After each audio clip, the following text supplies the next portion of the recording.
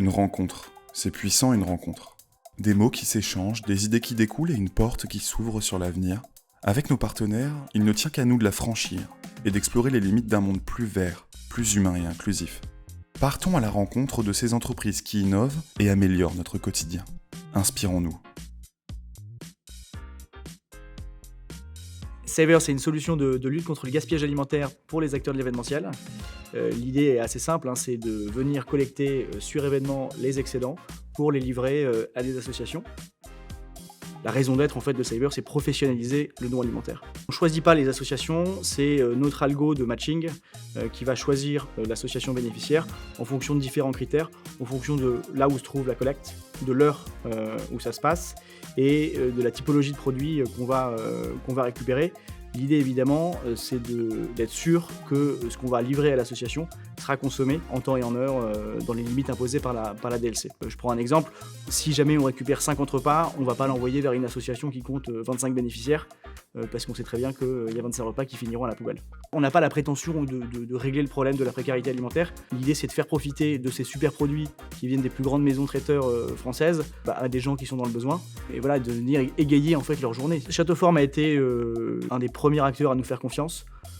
On travaille ensemble depuis 2020. Ils font un peu moins d'une dizaine de collectes par mois, ce qui est quand même ce qui est important.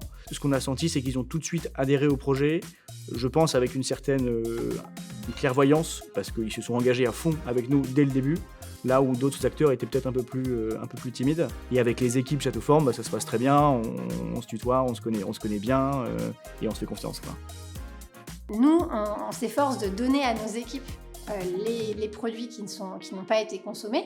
Toutes nos équipes déjeunent et dînent après les participants. Donc, on n'a pas énormément de gaspillage dans nos maisons. Mais c'est vrai que quand il y a une grosse annulation d'un coup, les équipes ne peuvent pas absorber tout ce qui reste. Et donc, c'est important pour nous d'avoir des solutions pour que ce ne soit pas gaspillé. Dans l'éco-conception d'un événement, ce qu'on va chercher, c'est notamment le zéro déchet à tous les moments de l'événement. Et même si sur un événement, il y a tout type de déchets, le gaspillage alimentaire, c'est quand même assez important. Le gaspillage, avant d'être du gaspillage, c'est des repas qui sont faits avec le cœur, qui sont faits par nos équipes.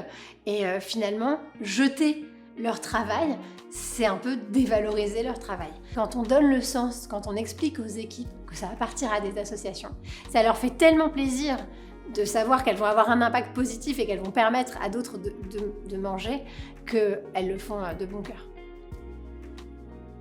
Dans mon parcours professionnel passé, j'ai été énormément témoin de gaspillage alimentaire.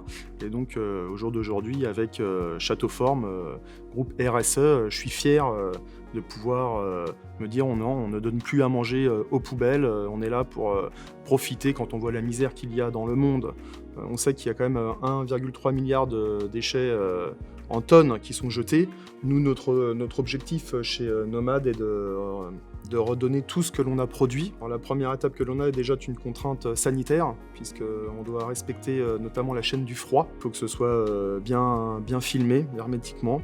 Tout doit être stocké à plus 3 degrés maximum, puisqu'après on a une prolifération bactérienne qui est supérieure à la normale. Donc tous les produits qui n'ont pas chauffé, on peut les donner sans problème.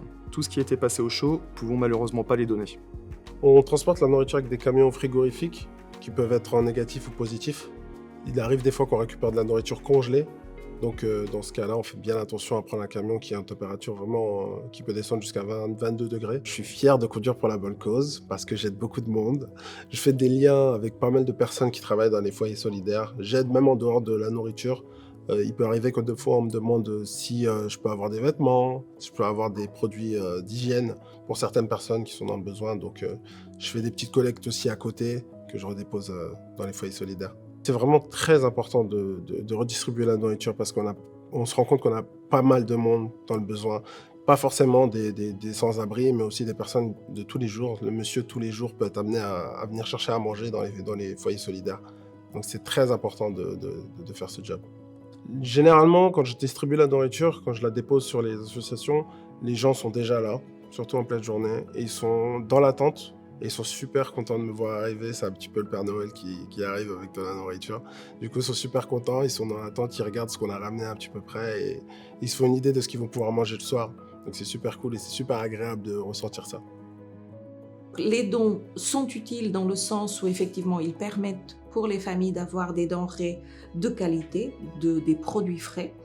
Mais au-delà de ça, c'est une façon aussi de sensibiliser les personnes sur la rareté aujourd'hui des denrées sur la planète Terre, j'ai envie de dire, et ô combien elles ont de la valeur. Parfois, une simple poignée de main finit en coup de pouce pour faire de demain un monde meilleur. Alors tendons la main et saisissons celle des autres. Avançons, créons, mais surtout, inspirons-nous.